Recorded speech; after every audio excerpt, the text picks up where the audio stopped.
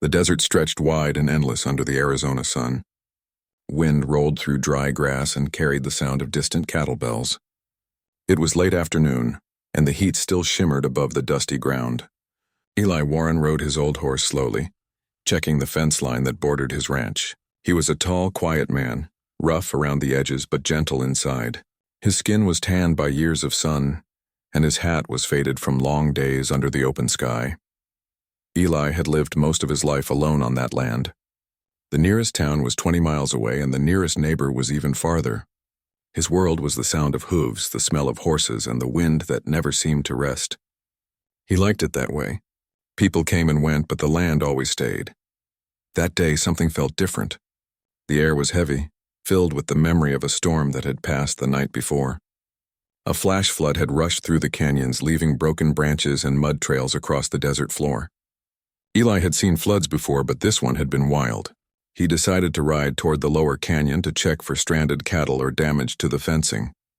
As he reached the edge of the dry riverbed, his horse stopped suddenly and snorted. Eli looked down and saw small footprints in the sand, bare feet small as a child's. He frowned. There shouldn't be anyone out there. No one walked barefoot in that kind of heat. He climbed down from his horse, crouched low, and touched the prints. They were fresh, maybe an hour old.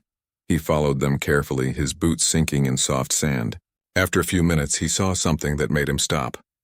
Near a fallen mesquite tree, a little girl sat on the ground, hugging her knees. Her dark hair was tangled, her face streaked with dust, and her lips were cracked from the sun.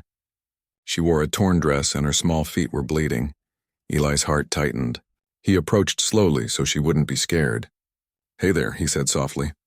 "You okay, little one?" The girl lifted her head. Her eyes were wide, dark, and full of fear. She didn't answer. She looked ready to run. Eli took off his hat and crouched a few steps away, keeping his voice calm. "It's all right," he said. "I'm not going to hurt you. My name's Eli. You look thirsty." She hesitated, then nodded slightly. Eli opened his saddlebag and pulled out a metal canteen. He set it on the ground between them and stepped back. The girl stared at him for a moment, then reached for it. She drank slowly, almost carefully, as if afraid it might disappear. "What's your name?" Eli asked. She looked at him again. "Nina," she whispered, her voice rough and small. "Nice to meet you, Nina," he said kindly. "Where's your family?" She turned her head toward the canyon. They were there. The water came. I couldn't find them. Her voice broke a little, and she wiped her face with her dirty hands. Eli understood immediately. The flash flood had hit her family's camp. Maybe her people were still searching. Maybe they didn't even know where she had gone. He couldn't leave her there, not in the middle of the desert with no food or water. "All right," he said gently. "Let's get you somewhere safe. My ranch isn't far." She looked unsure, but exhaustion showed in her small shoulders. After a pause, she nodded. Eli lifted her carefully onto his horse, holding the reins as he walked beside them. She leaned against the saddle horn, her eyes half closed from fatigue. The ride back took nearly an hour. The sun had begun to drop behind the hills, painting the sky orange and gold. When they reached the ranch, Eli helped her down and led her inside his old farmhouse. The place smelled of leather, coffee, and hay.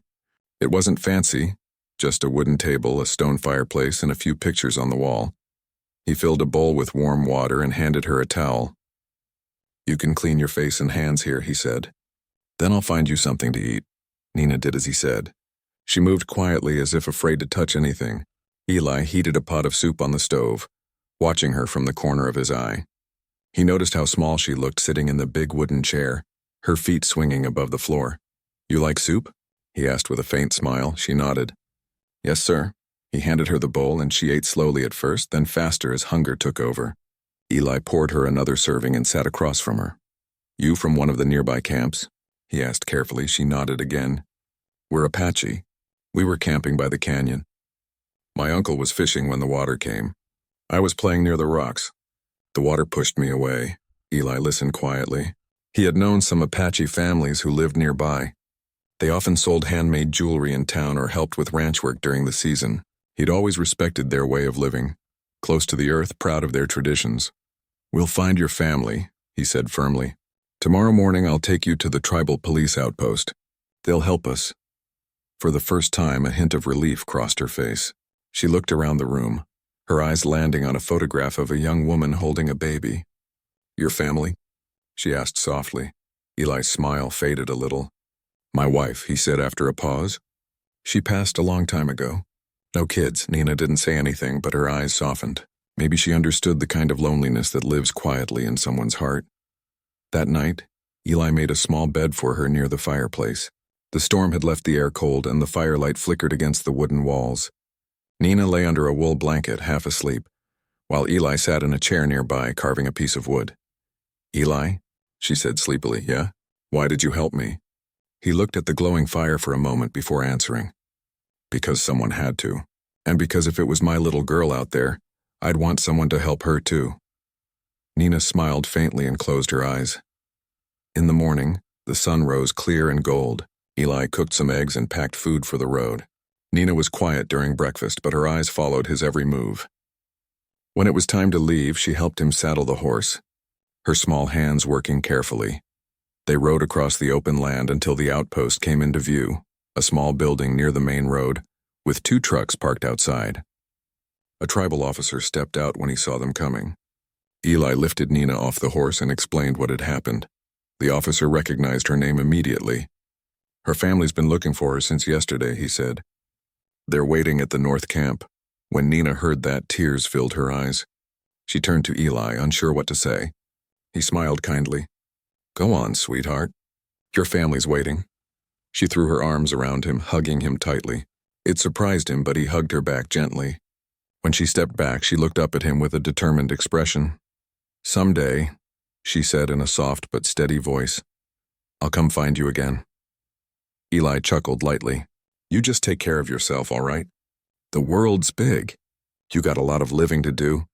She nodded, holding on to that promise as the officer helped her into the truck. The vehicle started, kicking up dust as it drove away. Eli stood there for a long time, watching it disappear into the horizon. When he finally turned back toward his horse, the desert seemed a little quieter than before. The wind had shifted, softer now. He mounted up and rode home, not knowing that the little girl he had saved would carry his name in her heart for the next 20 years, or that one day she really would come back. 20 years had passed since that day in the desert. Eli Warren was no longer the strong, fast-moving cowboy he once was. His hair had turned gray, his shoulders a little heavier with time, but his eyes were still calm and kind. He still woke up before sunrise, fed the horses, and walked the same fence line he had walked all his life. The world around him had changed. New highways, new houses, new faces, but his ranch stood like a piece of the past. The old farmhouse creaked when the wind blew, and the gate needed fixing again. He didn't complain. The land had raised him, fed him, and tested him. He felt peace there even if he was alone. Sometimes he thought about the people who had crossed his path. A few ranch hands, some travelers, and once in a long while he thought about a little girl with dark eyes and dusty feet, the one he had found near the canyon so many years ago. He wondered where life had taken her, if she ever remembered that day. He smiled whenever that memory came, not expecting anything more from it. It was spring when it happened. The air smelled of rain, and wildflowers colored the hills. Eli was in the barn fixing a saddle when he heard a truck pulling up. Visitors were rare, so he stepped outside, brushing dust off his hands. A silver pickup stopped near the porch. The door opened and a woman stepped out. She was tall, with long black hair tied loosely behind her shoulders. She wore jeans, boots, and a turquoise pendant that caught the sunlight. There was something strong yet calm in the way she moved. "Morning," Eli said, his voice steady but curious. "Can I help you?" The woman smiled, and for a moment he thought he'd seen that smile before, somewhere deep in the past. "You don't remember me, do you?" she asked gently. Eli squinted, studying her face. There was something familiar in her eyes, dark, deep, and full of quiet warmth. "I'm sorry," he said slowly. "You'll have to remind me." She took a few steps closer. "My name is Nina," she said. "Nina Whitebird. You found me by the canyon 20 years ago." Eli froze. The sound of the wind and the creak of the barn seemed to fade. He stared at her, trying to match the image of the frightened little girl with the confident woman standing before him. Then it hit him. The same eyes, the same calm in her voice. "I'll be," he whispered. "The little Apache girl," she smiled wider. "That's right. The one who promised she'd come back." Eli chuckled softly, shaking his head in disbelief. Well, you kept your word. Not many folks do that anymore. I meant what I said, she replied. You saved me, Eli. I never forgot. He motioned for her to come inside, his heart feeling lighter than it had in years. She looked around the house once they entered. It was still simple. Wooden walls, the same fireplace, the same smell of coffee and old books. It hasn't changed much, she said with a soft laugh. Neither have I, Eli replied, smiling. Just older, slower, and maybe a bit grayer. They both laughed, and the years between them seemed to melt away. Nina sat down at the old table where she had eaten soup as a child. After that day, she began, my family moved north for a while. I went to school, then college. I studied history, our people's stories, the Apache way of life. I wanted to help keep them alive. That's good, Eli said with pride in his voice. You always had strong eyes. I could tell you'd grow into someone who stands tall. She smiled. I came back to Arizona a few years ago. I teach now about the old ways, the land, the language. I travel between communities, but this week I had to come here. Eli poured her a cup of coffee. For work? She looked at him and shook her head. No, Eli, for you. He raised an eyebrow. For me? Yes, she said softly. I've carried your kindness with me all these years.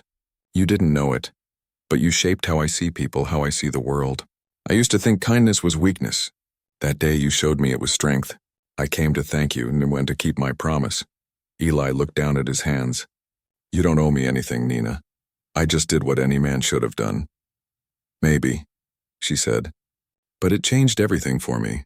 I grew up wanting to meet you again, not as that lost little girl, but as someone who could stand beside you. He looked at her, puzzled but touched. Beside me? She nodded, her voice calm and clear. Eli, I came to marry you.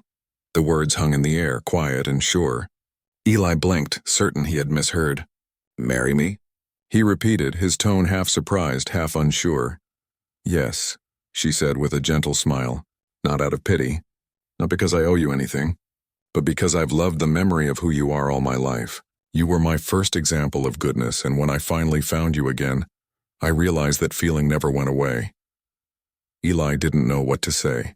He had spent so long alone that he'd forgotten what it felt like to have someone look at him that way, with warmth and purpose. Nina, he said after a long pause, I'm an old man now. My hands are rough, my bones ache, and I've got more years behind me than ahead. She reached across the table and placed her hand gently over his. You saved me once, Eli. Let me save you now from being alone. Age doesn't scare me. A quiet life doesn't scare me.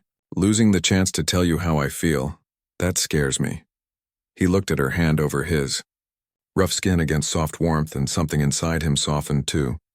Well, he said slowly, a small smile forming. You always were stubborn. She laughed.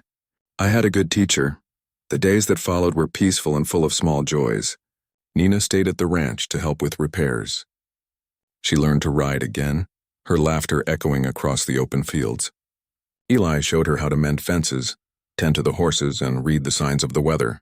She, in return, taught him Apache words and stories from her people, tales of courage, of the land, of promises kept. At night, they sat by the fire, talking about everything and nothing. Eli found himself telling stories he hadn't told in years, about his youth, about his wife who had passed, about the long, quiet nights when he thought the world had forgotten him. Nina listened with respect and warmth, never judging, always understanding. One evening, while the sun was setting and the sky burned red over the desert, they rode together across the mesa. The land stretched far and wide, silent except for the soft rhythm of the horses. You know, Eli said, I used to think this land was empty, just miles of dust and wind, but now it feels alive again. That's because it remembers you, Nina replied. The land never forgets those who care for it. They stopped at the top of a ridge. The sky turned gold and purple. Nina looked at him, her eyes reflecting the fading light. Eli, she said softly, you saved me once. You gave me my life back. Let me stay and give you mine. Eli didn't answer right away. He just looked at her. The woman who had once been a lost little girl in the desert, now standing strong beside him. A sense of peace filled him that words couldn't describe. He reached out and took her hand. Then stay, he said quietly. Stay as long as the wind blows over this land, she smiled, and together they rode back toward the ranch, their shadows long and side by side against the setting sun. That night, as the stars came out one by one, the ranch felt warmer than it had in years. The old cowboy had found the girl he once saved, and this time she had come to save him too.